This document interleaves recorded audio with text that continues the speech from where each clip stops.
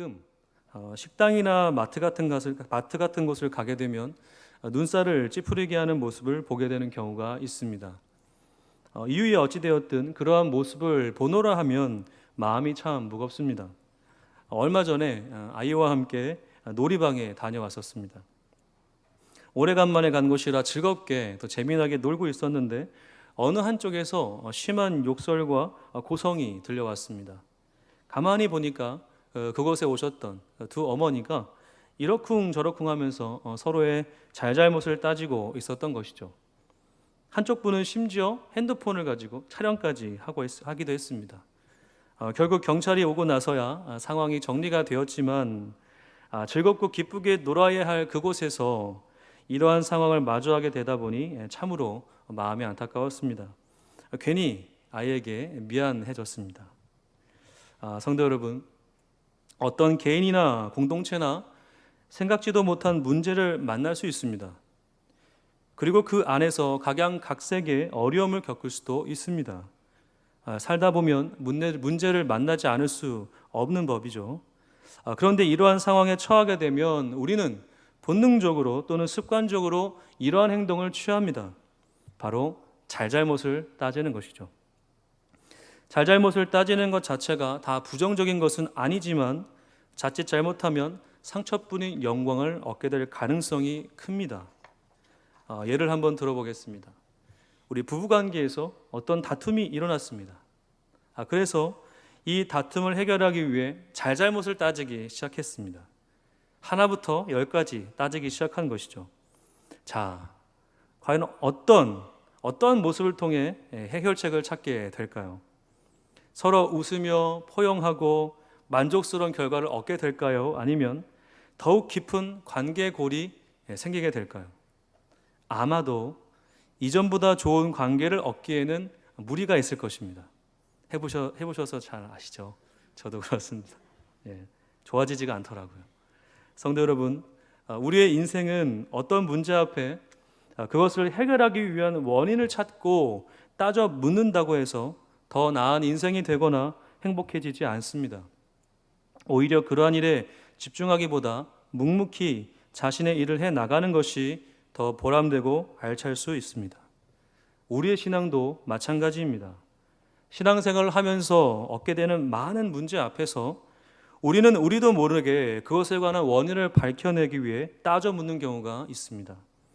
과연 이러한 신앙의 모습이 하나님과 우리와의 관계를 더욱 돈독하게 할까요? 아니면 그 반대일까요? 우리는 우리 스스로에게 조용히 물어보아야 할 것입니다. 사랑하는 성도 여러분, 우리 성도 여러분의 신앙에 참된 기쁨과 소망이 가득하기를 간절히 원하십니까? 하나님이 주시는 참된 은혜와 평안을 누리길 간절히 원하십니까? 그러하시다면 이 점을 잊지 마시기 바랍니다. 신앙은 따져 묻는 것이 아니라 하나님의 일하심에 주목하는 것입니다. 예수님은 제자들과 함께 길을 가시다가 날때부터 맹인된 사람을 보게 되었습니다. 이러한 상황에서 제자들은 예수님께 어떤 질문을 던집니다. 랍비여, 이 사람이 맹인으로 난 것이 누구의 죄로 인함이니까? 자기니까? 그의 부모니까? 제자들의 이러한 질문은 어떻게 보면 무척 신앙적이며 수준 높은 질문으로 보일 수 있습니다. 이 질문은 출애굽기 34장 7절에 근거한 것이기 때문이죠. 인자를 천대까지 베풀며 악과 과실과 죄를 용서하리라. 그러나 벌을 면제하지는 아니하고 아버지의 악행을 자손 3, 4대까지 보응하리라. 제자들은 이 맹인이 이러한 모습으로 태어나고 살아가는 것을 보면서 이것에 대한 원인이 어떤 죄로 인한 것이라고 지금 여기고 있는 것입니다. 그것이 자신의 죄이든 부모의 죄이든 그 원인이 이 죄에 있다고 보고 있는 것이죠. 그러나 제자들의 이러한 모습에는 두 가지의 오류가 있습니다. 한 가지는 말씀을 제대로 이해하지 못하고 해석하지 못한 점, 다른 한 가지는 이러한 모습과 태도가 지금 고통을 겪는 이 당사자에게는 아무런 도움이 되지 못한다라는 것입니다. 제자들이 배우고 알고 있었던 이 출애굽기 34장 7절의 말씀은 이스라엘 백성들이 하나님 앞에서 금송아지를 향해 우상 숭배를 함으로써 하나님의 진노가 임하고 그 첫 번째 받았던 돌판이 깨지게 됩니다. 그 이후 모세에게 두 번째 돌판을 만들라고 명령하시던 그 내용 중에 한 일부분이죠. 출애굽기 34장 전체의 문맥은 어떤 심판에 관한 메시지가 아닙니다. 이스라엘 백성들을 향한 하나님의 긍휼과 사랑 그리고 언약의 재확인에 관한 말씀이죠. 때문에 7절에 언급된 이 말씀은 이스라엘 백성들에게 어떤 정죄를 요구하는 그런 심판의 메시지가 아니라 하나님의 공의를 말씀하시는 것입니다. 하나님은 죄와 함께 하실 수 없는 분이시기에 백성들이 더 이상 앞전에 저질렀던 그러한 우상 숭배의 잘못을 답습하지 말라고 하는 경고라고 볼 수 있죠. 그러나 이것을 당시 바리새인들과 같은 종교 지도자들은 이 말씀을 온전히 전하지 못하고 윤리와 도덕이라고 하는 어떤 형식과 틀에 가두고 말았습니다. 그래서 이들은 사람들에게 날 때부터 이러한 모습을 가진 사람들이 그 사람의 부모나 조부모의 죄로 인한 것 또는 병자 자신이 심지어 출생하기 전에 병자 자신이 출생하기도 전에 어떤 죄를 지었기 때문에 이러한 맹인이 되었다라고까지 가르쳤습니다. 이러한 가르침들이 지금 제자들에게도 고스란히 묻어나고 있는 것이죠. 그리고 이러한 태도의 심각한 문제점은 현 시점에서 고통을 겪고 있는 이 맹인, 이 사람에게 아무런 도움이 되지 않는다라고 하는 것입니다. 지금 고통을 겪고 있는 사람에게 가서 자, 이렇게 한번 위로를 한다고 생각해 보겠습니다. 자, 나의 형제요, 나의 자매요, 지금 당신이 겪는 고통은 당신이 죄를 범한 것 때문에 그러한 고통을 겪는 것입니까? 아니면 부모님이나 조부모님이 그 부모님의 죄로 인한 고통입니까? 만약 누구의 죄로 인한 것인지 그대가 알고 있다면 지금 당장 하나님께 회개하십시오. 그렇다면 반드시 하나님께서 용서하시고 그 눈을 고쳐주실 것입니다. 라고 한번 이야기했다고 생각해 보겠습니다. 자, 성도 여러분, 만약 성도 여러분이 이 맹인의 입장이라면 이런 위로가 정말 고마우시겠습니까? 아니면 그 이야기를 하고 있는 그 사람을 앞으로 다시는 보고 싶지 않으시겠습니까? 아마 이런 위로를 받으신다면 지금 받는 고통의 배가 더 고통이 되실 것입니다. 전혀 위로가 안 되는 것이죠. 이건 위로라고 할 수 없고 도리어 정죄라고도 할 수 있습니다. 어떤 분들은 이렇게 반문할 수 있을 것 같습니다. 목사님 삶의 문제 앞에 원인을 찾고 그것을 해결하려고 노력하는 것이 나쁜 것은 아니지 않습니까?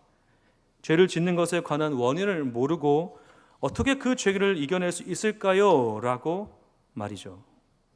예, 맞습니다. 그 점에 동의합니다. 그 말씀에도 일리는 있고 우리의 신앙생활 속에서 참고해야 할 점이 분명히 있는 것도 사실입니다. 그런데 말입니다, 성도 여러분. 이 가운데서 한 가지 잊지 말아야 할 것이 있습니다. 아주 중요한 점인데요. 그것은 바로 우리는 원인을 안다고 해서 그 원인을 해결할 수 있는 능력이 없습니다. 그 원인을 알아낸다고 해서 그 원인을 근본적으로 해결할 수 있는 능력이 없습니다. 한번 예를 들어보겠습니다. 만약 우리 성도님들께서 이유 모를 식욕 감퇴와 체력 저하 그리고 그로 인한 불면증에 지금 시달리고 있다고 한번 생각해 보겠습니다. 참으로 고통스러운 상황이죠. 이러한 증상에 관한 원인을 너무 찾고 싶어서 병원에 찾아갔습니다. 이 증상의 최고의 권위자에게 찾아가서 자신의 고통을 자세히 설명했습니다.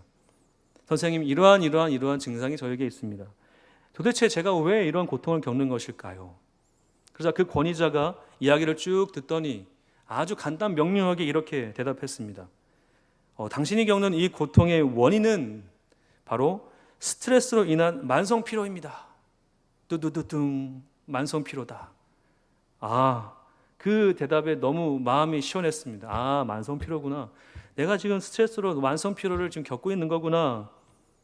그래서 이제 다시 되물었습니다. 그렇다면 어떻게 하면 제가 이 만성 피로를 해결할 수 있을까요? 원인을 알았으니 이제 방법을 찾아야 되겠죠. 그러자 이 권위자가 이렇게 대답했습니다. 자, 시곡감퇴를 치료하기 위해서는 방법이 있는데 한 달에 1,000만 원 이상의 비용이 들어갑니다. 체력 저하 방지를 위한 트레이닝 비용은 한 달에 2,000만 원입니다. 불면증 치료에 필요한 테라피 비용은 한 달에 3,000만 원입니다. 이것을 치료하고 싶으시다면 이 비용을 지불하셔야 합니다. 자, 성도 여러분, 어떻게 하시겠습니까? 5천만 원을 내시겠습니까? 6천만 원이겠죠? 엄청난 돈이죠. 성도 여러분, 원인을 안다고 해서 꼭 좋은 것은 아닙니다. 그리고 근본적인 해결이 이루어지는 것도 아닙니다. 신앙의 문제를 풀어가기 위해 문제의 원인을 파헤치는 일이 결코 나쁜 것은 아니지만, 그러나 그 일이 근본적인 기쁨과 평안으로 나아가지는 않습니다. 왜냐하면 그러면 그럴수록 우리는 우리 자신의 한계를 발견하게 되기 때문입니다. 예수님은 제자들이 이 맹인에 관한 질문에 대하여 그렇다면 어떻게 반응하셨을까요? 이 점이 지금 우리에게 무척 중요한 메시지입니다. 예수님의 대답을 한번 들어보겠습니다. 예수께서 대답하시되 이 사람이나 그 부모의 죄로 인한 것이 아니라 그에게서 하나님이 하시는 일을 나타내고자 하심이라. 아멘. 예수님의 이 대답은 제자들이 예상했던 대답이 전혀 아니었습니다. 도리어 완전 다른 맥락의 말씀이었죠. 예수님의 이 대답에는 제자들과 다른 두 가지의 관점이 있습니다. 우선적으로 우리 예수님은 이 맹인의 모습이 어떤 죄와 연관이 있다고 보지 않으셨습니다. 예수님은 이 맹인을 한 죄인으로서 보신 것이 아니라 한 사람의 인격적인 존재로 여기셨던 것이죠. 자, 누구의 죄로 인함입니까? 라는 질문 속에는 이미 그 질문을 하는 자들의 마음속에 이 사람을 누구로 생각하고 있는 것입니까? 죄인으로 생각하고 있는 것이죠. 죄인으로 생각했다면 죄인으로 이런 질문을 하지 않았겠죠. 예수님은 이 맹인을 이 사람이나 부모의 죄로 인한 것이 아니다라고 말씀하심으로써 이 맹인을 아주 존귀한 인격적인 존재로 여기셨습니다. 그리고 그의 인생이 결코 하찮지 않음을 말씀하십니다. 우리가 바로 이 점을 분명히 알아야 합니다. 성도 여러분, 신앙의 본질, 즉 하나님과의 연합, 그리스도와의 연합과 하나님과 하나됨, 그분과의 관계는 우리의 어떤 부정적인 원인과 어떤 연약함과 하나님 앞에서의 죄악됨 때문에, 우리의 하나님 앞에서 잘하고 잘하지 못함에 대한 우리의 행위 때문에 이루어지거나 이루어지지 않는 것이 아닙니다. 하나님과의 우리의 관계의 주도권은 우리에게 있지 않고 누구에게 있습니까? 하나님께 있습니다. 그분이 우리를 사랑하시기에 작정하시면 우리는 그 사랑을 받게 됩니다. 하나님이 우리를 자녀 삼으시기에 작정하신다면 우리는 그분의 자녀가 됩니다. 왜냐하면 우리가 받는 은혜는, 그 사랑은, 그 자비와 그 희망과 회복은 우리가 잘해서 얻어내는 것이 아니라 하나님이 거저 주시는 것입니다. 이것을 우리는 불강력적인 은혜라 말합니다. 우리가 어찌할 수 없는 그 하나님의 은혜와 그 사랑이 지금 이 자리에 우리가 있게 하는 것이지, 우리의 노력과 힘이 하나님의 그 관심을 이끌어낸 것이 아니다라는 것이죠. 예수님은 이 맹인에게 어떤 잘잘못을 따지지 않으셨습니다. 왜냐하면 그것이 결코 이 맹인의 영혼을 위로할 수 없기 때문입니다. 사랑은 따지지 않습니다. 사랑은 추궁하지도 않습니다. 사랑은 책임을 떠넘기지 않습니다. 사랑은 인정합니다. 사랑은 받아들입니다. 사랑은 자신이 책임을 집니다. 바로 예수님이 지금 이 맹인을 그렇게 대하고 계시는 것입니다. 성도 여러분, 생각해 보십시오. 이 맹인의 상태를 누가 더 잘할까요? 제자들입니까? 예수님입니까? 예수님이죠. 물어보나 마나입니다. 그래 주님이 이 맹인에게 어떤 잘잘못을 따지셨습니까? 너가 왜 그렇게 살아가지고 지금 이 모양 이 꼴이 되었냐라고 한마디 하지 않으셨습니다. 주님은 그저 그에게 다른 부분을 말씀하시는 것이죠. 그가 존귀한 자라는 것입니다. 누가 뭐래도 주님의 눈으로 봤을 때 이 맹인은 세상에서 가장 존귀한 사람입니다. 그리고 또 하나의 예수님의 관점은 이 사람의 인생이 하나님의 일하심과 연관되어 있다 여기심에 있습니다. 예수님은 그에게서 하나님이 하시는 일을 나타내고자 하심이라고 말씀하셨습니다. 이 말씀은 이 맹인의 인생은 누군가 보기에 저주의 인생이 아니라 하나님의 일하심을 나타내는 영광스러운 인생이라는 의미입니다. 이 말씀은 우리의 상식과 논리를 완전히 벗어나는 말씀이죠. 성도 여러분, 생각해 보십시오. 어떻게 앞을 못 보는 자가 하나님의 일하심을 나타낼 수 있겠습니까? 보지도 못하고 지금 사람 구실도 하지 못하는 그저 구걸밖에 할 수 없는 그의 인생이 어찌 하나님의 일하심을 나타내는 인생이라고 상상이나 했겠습니까? 성도 여러분, 이것이 우리 하늘나라의 법칙입니다. 하나님 나라의 법칙이죠. 하나님 나라의 법칙은 이 세상의 법칙과 완전히 다릅니다. 하나님 나라의 법칙은 약할 때 강함을 얻고 가난할 때 부유함을 얻습니다. 내가 본다고 하면 맹인이 될 것이고 내가 보지 못한다고 하면 보게 될 것입니다. 내가 죄가 없다고 하니 죄인이요 죄가 있다고 하니 의인입니다. 내가 높아진다고 하면 낮아지고 낮아질 것이다 하면 높임을 받습니다. 아벨을 죽인 가인은 하나님께 표를 받아 죽음을 면했고 형을 속여서 자신의 이득을 취했던 그 야곱은 이스라엘이라고 하는 존재가 되었습니다. 기생 라합은 자신의 천한 신분을 뒤로하고 하나님을 쫓아갔을 때 여리고에서 구원함을 얻었고, 이방인이었던 룻은 자신의 고향을 떠나 시어머니를 쫓아 베들레헴으로 왔을 때 보아스를 만나 다윗의 조상이 되었습니다. 하나님은 그가 어떤 존재이든 어떤 문제를 가지고 있든 어떤 아픔을 가지고 있든 그것에 상관이 없이 오직 은혜로 이 모든 것을 또 이 모든 사람들을 구원하시고 인도하십니다. 때문에 맹인이라고 해서 하나님의 일하심을 경험하지 못하고 세상에서 소외된다고 하는 관점은 전혀 하나님과는 거리가 멀고 상관이 없습니다.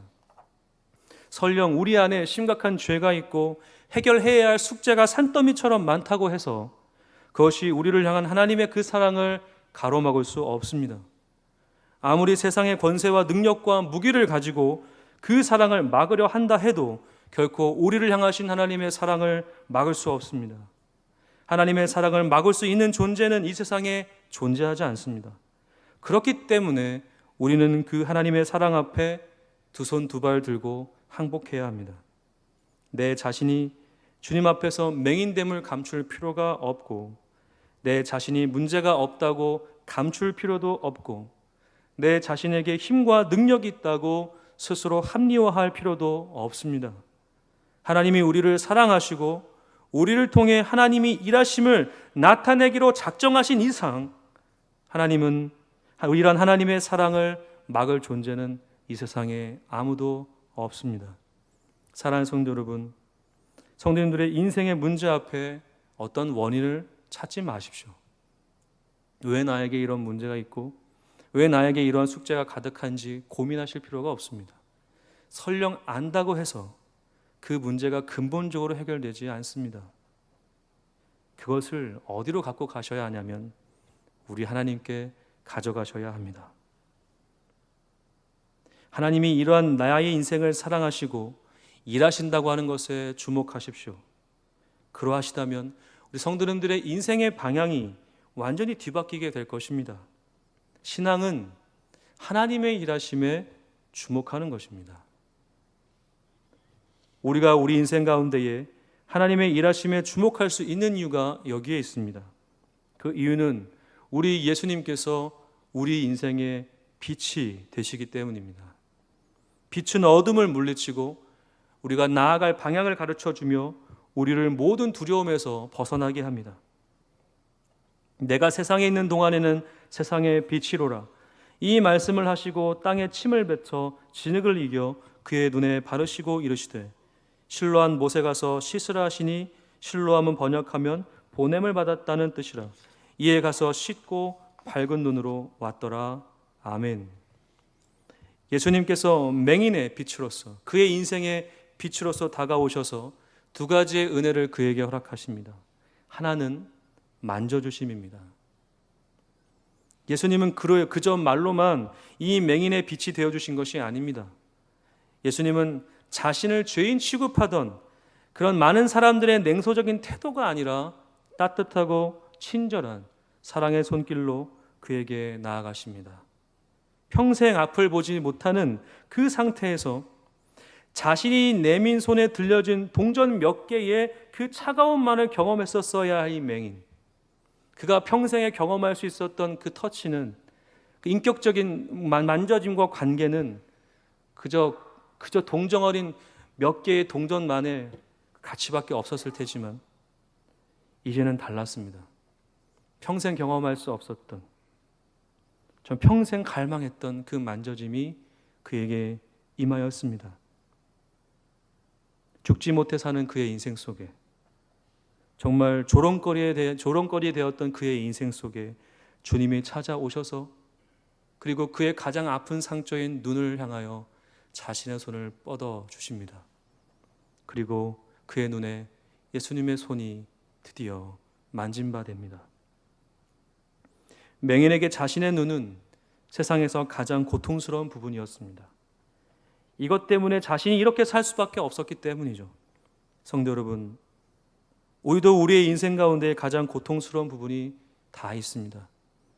해결하고자 하지만 결코 쉽게 해결되어지지 않으며, 치료받고자 하지만 치료되지 않는 부분들 말입니다. 혹시 이러한 부분 때문에 스스로 우리 성도님 자신을 정죄하고 인생을 허비하고 계시다면, 이제는 그러한 고통과 아픔에서 뚜벅뚜벅 걸어 나오시기를 바랍니다. 우리 주님이 부르십니다.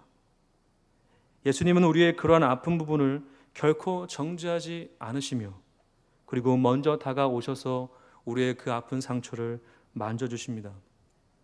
그분의 만져주심을 통해 우리는 우리 인생 가운데 가장 수치스럽고 이 고통스러운 부분이 도리어 하나님의 일하심이 우리 안에 임하게 됨을 경험하게 될 것입니다. 문제가 문제로 여겨지는 것이 아니라 문제가 인생의 기회로 바뀌게 되는 것이죠. 전에 저는 우울증을 앓았던 적이 있었습니다. 그때는 몰랐는데요, 지금 생각해 보니까 우울증이었던 것 같습니다. 제가 고2, 고3 때였습니다. 이러한 증상이 최고조에 이르는 순간이었는데, 아침에 눈을 뜨는 것이 싫어가지고 그냥 이대로 죽었으면 좋겠다 라고 생각한 적도 한두 번이 아니고, 그때 당시 저희 가정에 연탄을 떼고 있었기 때문에 연탄가스가 그때 집안에 가득했었습니다. 그래서 한번 죽을 뻔한 고비도 있었죠. 앰뷸런스에 신경 실려 가는 와중에도 그냥 이대로 그냥 잠들었으면 좋겠다. 옆에 있는 근데 그 구급위원 아저씨가 잠들면 안 된다고 계속 때리셔가지고 결국 정신을 차리긴 했지만, 정말 이대로 그냥 생을 마감했으면 하는 바람도 있었습니다. 심지어는 집 밖에 있는 개가 자는 게 보고 부러울 정도였으니까 학교 가기가 너무 싫었습니다. 또한 외모 콤플렉스가 되게 심했어요. 지금은 안 그런데요, 당시에는 그 외모 콤플렉스가 너무 심해서 여드름이 너무 많이 나가지고 그 거울 보는 게 너무 싫었습니다. 그래서 사람과 눈을 마주치는 것 자체가 되게 두려울 정도였습니다. 그러니까 심리적으로 불안하고 정신적으로 이렇게 안정을 못 찾다 보니까 이런 생각을 하도 많이 해서 거의 실어증 증세까지 있었죠. 증상을 겪게 되었던 이유는 분명히 있었습니다. 제가 원인을 모르는 것은 아니었습니다. 다 일일이 말씀드리긴 어렵지만 아마 가정의 어려움으로 인한 스트레스라고 보시면 될 것 같습니다. 문제는 이러한 스트레스가 어디에서부터 오는지는 알고 있지만 제 스스로 해결할 방법을 전혀 찾지 못했다는 것이죠. 심지어 교회를 다니고 있었습니다, 그 당시에도. 그런데 아무런 위로가 되지 않았습니다. 왜냐하면 겉은 멀쩡하니까요. 겉은 멀쩡해요. 멀쩡하니까 참으로 힘들었습니다. 주위에 친구도 없었고, 아마 그때 제가 정말 죽지 않은 것이 기적이 아닐까 싶습니다. 그러던 중에 제가 어떤 변화를 얻게 되는 일이 일어났습니다. 누군가에게는 그게 뭐라고 할 수는 있겠지만 제게 있어서는 아주 큰 변화인데요, 제가 조금은 이제 제 자신을 챙기기 시작한 것입니다. 이게 저한테는 큰 변화였습니다. 그냥 이대로 죽었으면 좋겠다라는 생각이 가득했는데 이제는 좀 그러면 안 되겠다고 하는 생각이 조금씩 들기 시작한 것이죠. 완전하지는 않았지만 이 조금의 변화가 저를 조금씩 살리기 시작했습니다. 나도 조금은 살만한 인생이구나 라고 생각하게 된 거죠. 이 변화의 계기는 이렇습니다. 제가 다른 건 몰라도 음악을 참 좋아했습니다. 특히 이 복음성가를 좋아했어요. 그래서 저희 누나가 반주를 했는데 졸라가지고 반주법을 배웠습니다. 틈만 나면 연습을 하고 스트레스 해소법이 유일하게 찬양이었습니다. 노래였습니다. 그래서 당시 제일 좋아하는 노래, 그 당시에 제일 좋아하는 노래가 실로암이었습니다. 진짜 공교롭게도 어두운 밤에 제가 실로암을 좋아했고, 사랑하는 나의 아버지 다 아시죠? 사랑하는 나의 아버지. 그래서 그거를 이렇게 불렀던 기억이 납니다. 저는 뭐 정식으로 음악이나 뭐 노래를 배운 적이 없지만 그냥 이 찬양이 좋아서 열심히 반주 연습도 하고 노래도 불렀습니다. 그러던 중에 고등학교에서 이제 제가 이제 일과를 마치고 자율학습을 기다리는 그 저녁 시간이 있었는데, 혼자 이렇게 할 것이 없으니까 학교 근처 식물 학습장이 있었거든요. 이렇게 화원 같은 게 있는 그런 비닐하우스 같은 데 제가 이제 잘 갔어요. 거긴 아무도 사람이 안 들어오니까 혼자 이렇게 시간을 보냈습니다. 근데 갑자기 그날따라 저 밖에서 찬송가 소리가 들리는 것입니다. 그래서 본능적으로 이제 그곳에 가봤죠. 관심이 있으니까 갔습니다. 근데 가보니까 그곳이 학교 예배당이었던 거예요. 막상 갔는데 사람들이 없었고 되게 조용했습니다. 발길이 가는 대로 들어가 보니까 이제 앞에 이게 피아노가 한 대 놓여져 있었어요. 그냥 아무 생각 없이 그냥 너무 노래 가고 싶어서 그냥 불 꺼진 그 예배당에서 혼자 이제 띵똥띵똥 하고 있었던 것이죠. 근데 한참을 그러고 있는데 누가 이제 들어오는 인기척을 느꼈습니다. 보니까 채플 선생님이셨어요. 너무 혼날까봐 두려운 마음에 이제 후다닥 정리를 하고 나가려고 하는데 저를 이렇게 부르시는 겁니다. 야, 너 누구야? 일로 와봐. 그래서 갔습니다.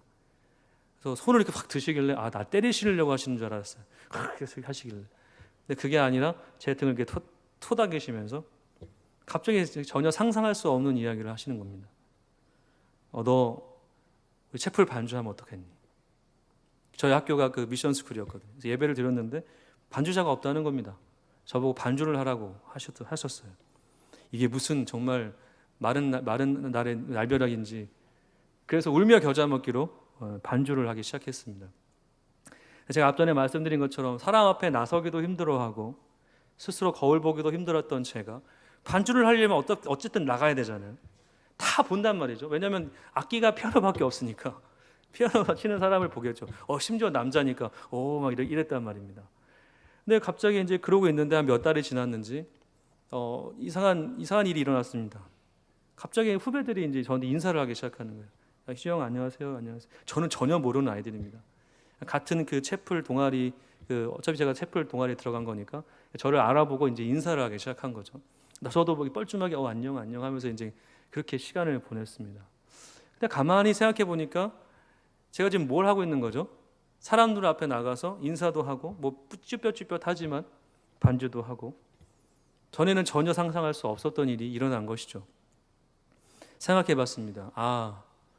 만약에 내가 그 채플실에 가지 않았더라면, 만약에 그곳에서 그 선생님을 만나지 않았었더라면, 그분이 나에게 이것을 권면하지 않았었더라면 나는 어떻게 되었을까?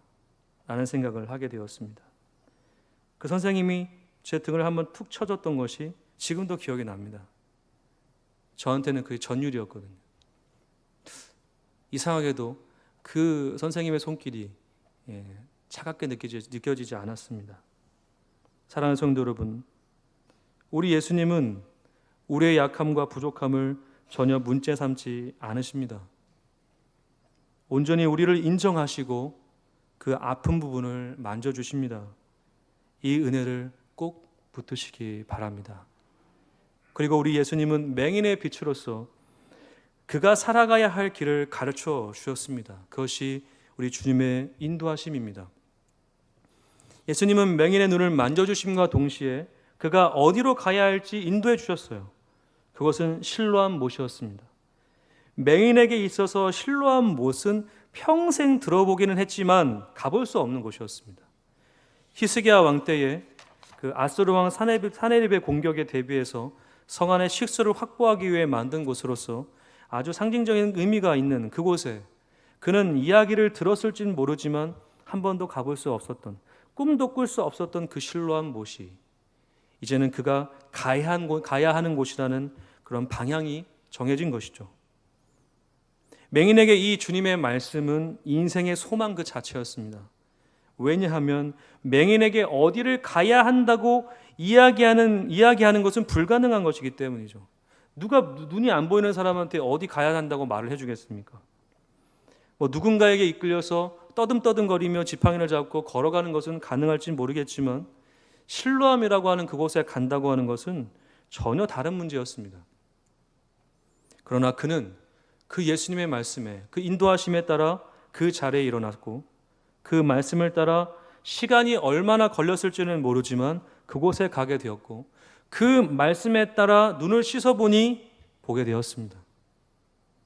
맹인되었던 그에게 앞을 본다고 하는 것은 다시 태어난 것 같은 의미이죠. 그러나 이러한 결과를 얻게 된 근본적인 이유는 그의 능력이 아니라 바로 예수님의 말씀이 그를 인도했기 때문입니다.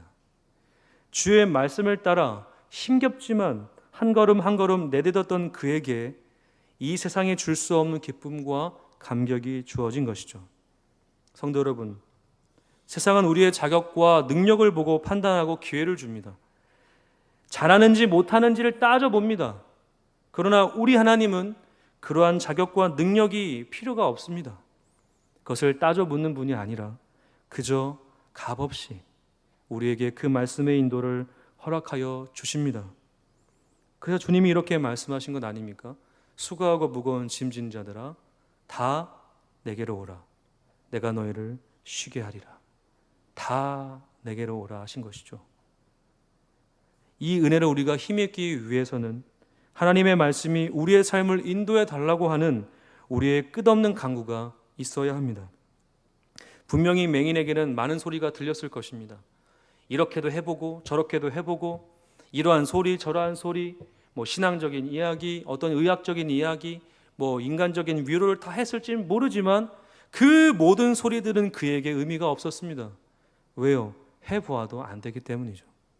그러나 우리 주님의 말씀은 근본부터 다릅니다. 그분은 하나님이시요 하나님의 아들이시며 우리를 구원하시기 위해 이 땅에 오신 전능자이십니다. 그분의 말씀은 모든 것을 살리며 모든 것을 회복하며 모든 것을 아름답게 하실 것입니다. 그 말씀을 붙들었던 이 맹인의 인생이 지금 앞을 보는 모든 사람들보다 영광스러운 인생이 된 것입니다. 이 은혜를 꼭 붙드시기를 간절히 소망합니다. 이제 말씀을 정리하겠습니다. 사랑하는 성도 여러분, 맹인을 아는 모든 사람들은 이 현상을 보고 입을 다물 수 없었습니다. 그가 보게 되었기 때문이죠. 사람들은 이전에 그를 보며 자신들 스스로의 모습에 흡속했을지 모릅니다. 나는 저 사람보다 낫지. 그렇고 말고 저렇게 저주받은 인생이 되지 않은 것이 얼마나 기쁜 일이야 라고 그 맹인을 보면서 스스로 합리화했을지는 모르겠습니다. 불쌍한 마음에 동전 몇 개를 주면서 내가 할 도리를 다 했다라고 생각했을지 모르죠. 이들의 이러한 모습은 그가 보게 되는 기적을 경험하고도 변함이 없었습니다. 맹인이 어떻게 눈을 뜨게 되었는지에 관하여 이전과 같이 따져 묻기 시작합니다. 이웃 사람들과 전에 그가 거리는 것을 보았던 사람들이 이르되 이는 앉아서 구걸하던 자가 아니냐? 어떤 사람은 그 사람이라 하며 어떤 사람은 아니라 그와 비슷하거늘 자기 말은 내가 그러하니 그들이 묻되 그러면 내 눈이 어떻게 떠졌느냐? 여기서 이들이 예수님의 이 맹인의 눈을 뜨는 것을 보고 나서 예수님을 믿었다라는 이야기는 나오지 않습니다. 그저 놀라운데 어떻게 저럴 수 있지? 야, 기적인데? 라고 하는 정도로 그냥 마치는 거죠. 그러자 맹인이 이렇게 고백합니다. 대답하되 예수라는 그 사람이 진흙을 이겨 내 눈에 바르고 나더러 실로암에 가서 씻으라 하기에 가서 씻었더니 보게 되었더라. 맹인과 주위 사람들의 차이점이 이 부분에서 분명히 드러나죠. 맹인은 자신이 경험한 그대로 토시 하나 빠지지 않고 말하고 있습니다. 있는 그대로를 다 말하죠. 그러나 사람들은 여전히 자신들의 습관에 따져 묻고 있습니다. 어떻게 그럴 수 있느냐? 나는 잘 모르겠다. 이들의 물음은 예수님을 믿기 위함이 아니라 이 기적을 무엇하는 겁니까? 부정하려고 하는 것이죠. 진정한 기적을 맛본 사람은, 진정으로 예수 그리스도를 만난 그 사람은 그 주님을 있는 그대로 말하지 않을 수 없습니다. 그러나 그 기적을 맛보지 못하고 그 기적을 거부하는 사람들은 여전히 따져 묻기만 합니다. 사랑하는 성도 여러분, 꼭 맹인의 자리에 서시기 바랍니다. 그래야 지금 자신의 삶의 은혜를 온전히 경험하고 발견할 수 있습니다. 사랑하는 성도 여러분, 신앙은 하나님의 일하심에 주목하는 것이지 따져 묻는 것이 아닙니다. 나의 삶의 문제를 하나님 왜 이렇습니까? 저렇습니까? 하나님께 항변하기보다 하나님, 이 아픔과 상처가 과연 하나님의 어떠한 영광이 되고 하나님의 일하심이 드러날 것입니까? 라는 고백이 되어야 할 것입니다. 부디 지금 우리 모두가 가지고 있는 이 부족함을 거부하지 마시고 그것을 통해 일하기 원하시는 우리 하나님께 집중하시기 바랍니다. 하나님의 일하심이 나의 인생을 통해 드러날 수 있게 달라고 끊임없이 간구하시기 바랍니다. 성도님들의 인생의 아픔과 해결되어져야 할 그 숙제는 하나님의 일하심을 나타내는 귀한 선물이 될 것입니다. 끝으로 서두르지 마십시오. 지금 당장 이러한 일이 없다고 해서 염려하지 마십시오. 그리고 늦었다고 생각하지 마십시오. 지금부터 한 걸음 한 걸음씩 나아가시면 됩니다. 왜냐하면 우리 하나님은 신실하신 분이기 때문입니다. 기도하겠습니다.